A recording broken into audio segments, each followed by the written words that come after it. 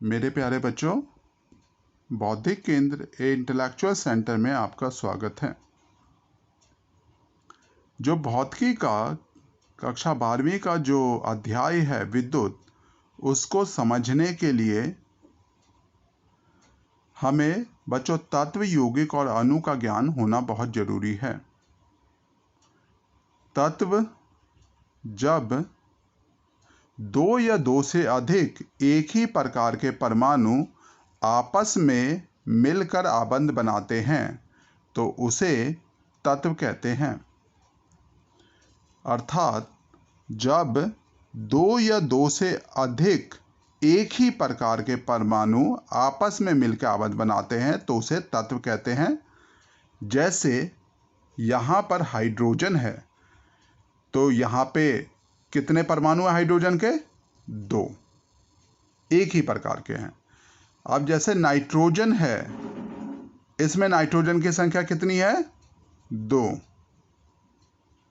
और एक ही प्रकार के परमाणु है, एक नाइट्रोजन ये रहा, एक नाइट्रोजन ये रहा, तो इसलिए ये तत्व कहलाएगा। उसी प्रकार ओजोन, इसे क्या बोलते हैं बच्चों? ओजोन। इसमें 3 ऑक्सीजन के परमाणु ने आपस में मिलकर आबंध बनाया है, इसलिए इसे तत्व कहेंगे। एक ही प्रकार के परमाणु हैं ऑक्सीजन, 3 ऑक्सीजन ने 3 परमाणु ऑक्सीजन के आपस में मिलकर आबंध बनाया है, इसलिए इसे तत्व कहेंगे। उसी प्रकार बच्चों यौगिक,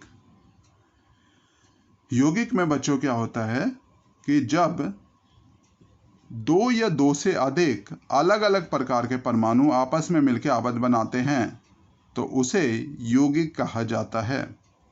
जैसे बच्चों कार्बन का, इस कार्बन डाइऑक्साइड में कार्बन की संख्या कितनी है? 1, ऑक्सीजन की कितनी संख्या है? 2। तो यहाँ पर क्या है? अलग अलग प्रकार के परमाणु ने आपस में मिलकर आबंध बनाया है, इसलिए इसे यौगिक कहेंगे।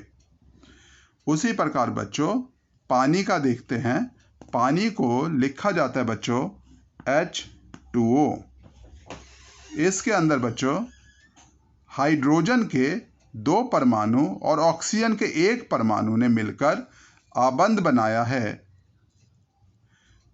इसलिए इसे यौगिक कहेंगे, क्योंकि 2 अलग अलग प्रकार के परमाणुओं ने आपस में मिलकर आबंध बनाया है, इसलिए इसे यौगिक कहेंगे।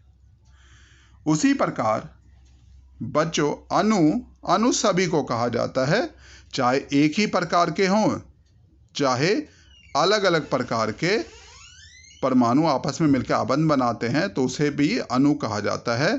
तो हाइड्रोजन में एक ही प्रकार के दो हाइड्रोजन के परमाणु ने मिलकर आपस में आबंध बनाया है, तो ये तत्व भी होगा और इसे हाइड्रोजन का अणु भी कहेंगे। ऐसे नाइट्रोजन में बच्चों 2 नाइट्रोजन मिलके आपस में आबंध बनाया है, तो ये नाइट्रोजन का तत्व भी कहेंगे और साथ ही साथ इसे नाइट्रोजन का अणु भी कहा जाएगा। उसी प्रकार बच्चों ये क्या है? Carbon dioxide. इसमें 2 अलग अलग प्रकार के परमाणु हैं बच्चों, एक कार्बन का और 2 ऑक्सीजन का। इसे यौगिक भी कहेंगे और कार्बन डाइऑक्साइड का अणु भी कहेंगे।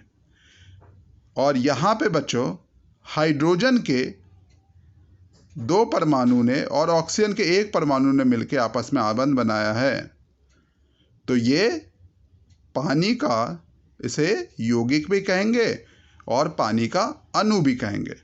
तो बच्चों क्या होता है, ये मान लो कि बड़ा घेरा अणु का है, तो उसके अंदर ये घेरा तत्व भी होगा और ये घेरा यौगिक का भी होगा।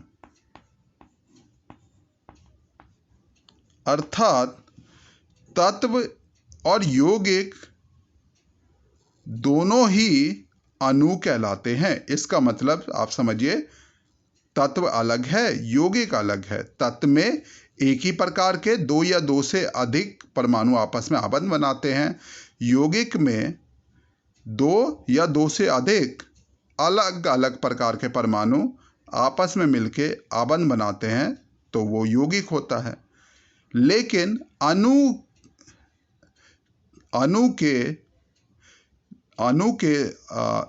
नियम में जब दो या दो से अधिक एक ही प्रकार के या अलग अलग प्रकार के परमाणु आपस में आबंध बनाते हैं तो उसे अणु कहते हैं। इसलिए बच्चों मैंने इसे कहाँ पे लिखा? तत्व, ये है तत्व और ये क्या है? यौगिक। ये क्या है बच्चों? तत्व और ये क्या है? यौगिक। अर्थात बच्चों तत्व और यौगिक दोनों को हम अणु कहते हैं।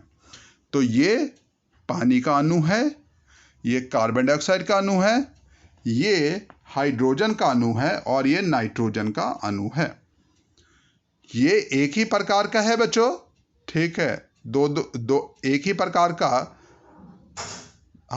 प्रकार का हाइड्रोजन ने आपस में मिलकर आबंध बनाया है तो इसलिए इसे तत्व कहेंगे। और N2 में दो नाइट्रोजन ने मिलकर आपस में आबंध बनाया है तो इसलिए इसे बच्चों तत्व कहेंगे और नाइट्रोजन अणु भी कहेंगे। और कार्बन डाइऑक्साइड में बच्चों कार्बन का एक परमाणु और ऑक्सीजन के दो परमाणु ने मिलकर आपस में आबंध बनाया है, इसलिए इसे यौगिक भी कहेंगे और अणु भी कहेंगे। यहाँ पे बच्चों पानी है, हाइड्रोजन का दो और ऑक्सीजन के एक परमाणु ने मिलकर आपस में आबंध बनाया है, इसलिए बच्चों इसे यौगिक भी कहेंगे और पानी का अणु भी कहेंगे बच्चों।